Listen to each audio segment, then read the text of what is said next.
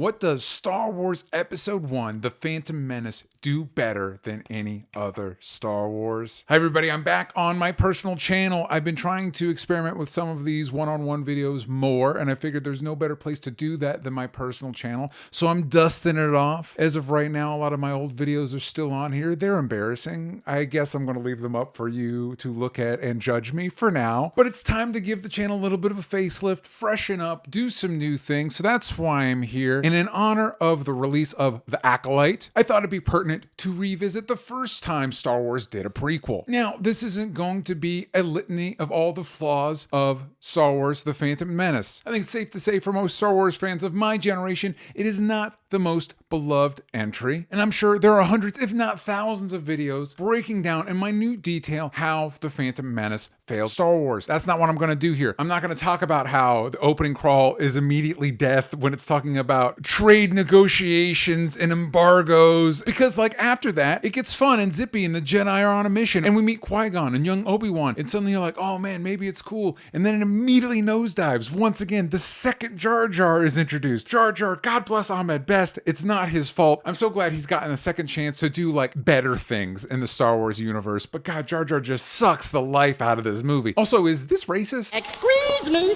but the most safest place would be Gonga City. What about this? Is this racist? As you know, our blockade is perfectly legal. I feel like this might be racist. Let me take that back, huh? You'll find what you need. I'm not going to talk about that stuff. That's not what this video is going to be about. Or the fact that, like, poor Jake Lloyd, it's just, Anakin's just too young. He's a little baby.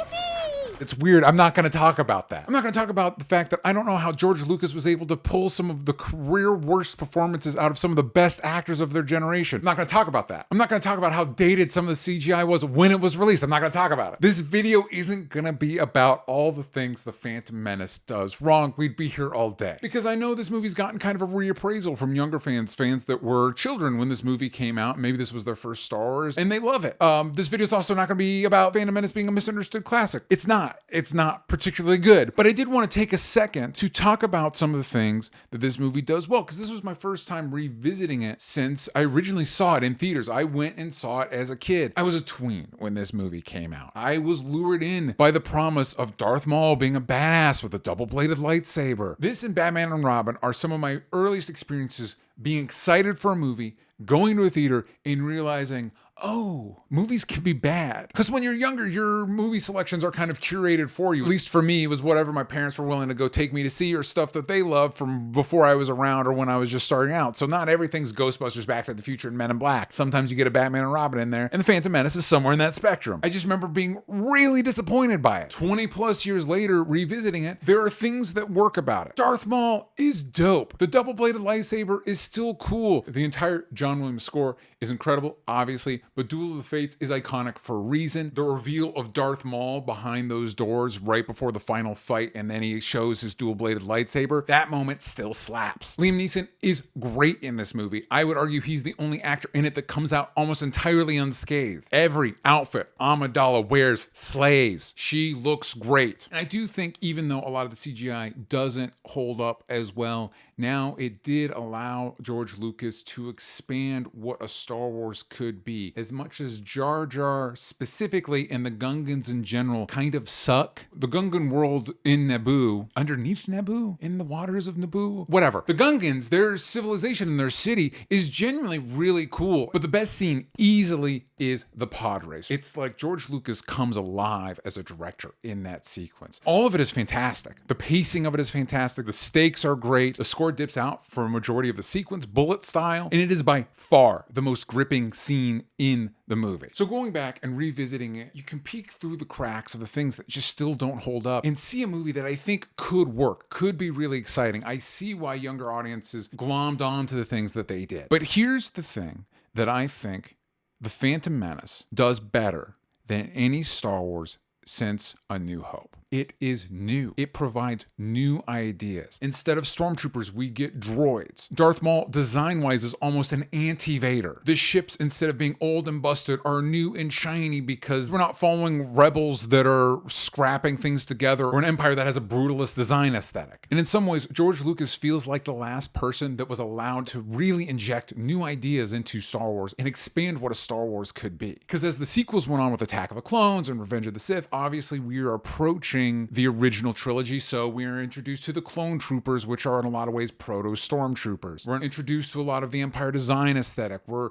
building towards that, which is by design, obviously. But it's a shame that Disney saw the backlash to these prequels, and it feels like the response was, okay, we need to go back to basics. Instead of the Empire, it's the First Order. Kylo Ren is just Kirkland brand Vader. In fact, Force Awakens, in a lot of ways, at least spiritually, is a remake of A New Hope. So even though a lot of The Phantom Menace doesn't work for me, I do appreciate the drive to shake things up, to do stuff Star Wars hadn't done before. And I hope we're getting to an era that can do that now. I hope the ACOLYTE is able to play with the Star Wars formula a little bit and or really elevated, I thought, what a Star Wars could be, and I think might be my favorite Star Wars thing. Star Wars Visions is a fantastic vehicle to see different anime studios really reinvent and play with the Star Wars iconography. If anything, Star Wars Visions might provide the coolest pathway forward for what the franchise could be. Just letting incredible creators take all the iconic stuff and reinvent Star Wars to fit their unique visions. Aha! It's the name. Because with a brand as big as Star Wars, I understand Disney's desire to play it safe. But I think that's resulted in a product that's kind of made nobody happy. If Star Wars fans aren't going to be happy anyway, push the envelope, my dudes.